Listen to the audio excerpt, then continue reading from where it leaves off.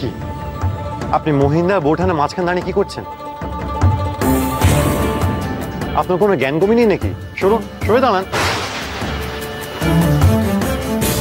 মাথার উপরে আছেন একটু, তিনি সবাইকে সবার মাপ মতো হিসেব বুঝিয়ে দেন।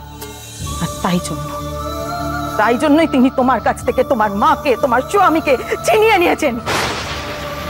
মেয়ে মানুষ কথাকার বৌদিদির দুদণ্ড স্বামীর কাছে আছে, সে বুঝি সহ্য হচ্ছে না?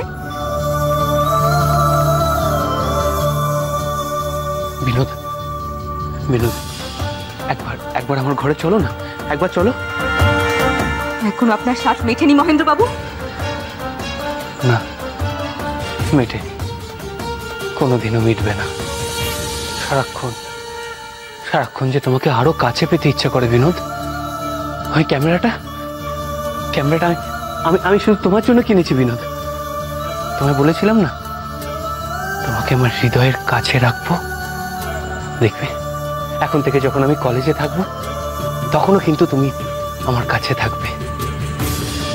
ওই ক্যামেরায় তোলা ছবির মাধ্যমে আমি এই বিরহের যন্ত্রণা মেটাবো। বিনোদ, চলো, আজ তোমার অনেক ছবি তুলবো। ঘরে কেউ নেই, আমি বারণ করে দিয়েছি, কেউ আসবে না। বিনোদ চলো, আমার সঙ্গে চলো। কি পেয়েছেন আপনারা আমাকে? আমি ভিখারি, আপনাদের মাইনে করা দাসী, আপনার রক্ষিতা। বলুন মহেন্দ্র বাবু, জবাব দিন। বিনোদ, এসব কি বলছো তুমি? এসব কথা তোমার মাথায় এলো কি করে? তুমি কি জানো না তুমি আমার কাছে কি, তুমি আমার কাছে কতখানি? থাক, আর ভরম দেখিয়ে কাজ নেই। আমার যা বোঝার বোঝা হয়ে গেছে। পথ ছাড়ুন মহেন্দ্র বাবু।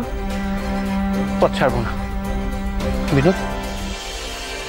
আচ্ছা, ঠিক আছে, আমি বুঝতে পেরেছি। তুমি কিছু নিয়ে খুব আহত হয়েছো। শোনো না, চলো না আমার ঘরে, চলো আমার ঘরে গিয়ে তুমি সব কথা খুলে বলবে। চলো, তারপর তোমার এই দুঃখ যন্ত্রণা এটা আমরা দুজনে মিলে ভাগ করে নেবো, কেমন? চলো আমার ঘরে চলো। কি হচ্ছে নাকি? আপনি কি এখান থেকে যাবেন না আমি যে লোক ডাকবো?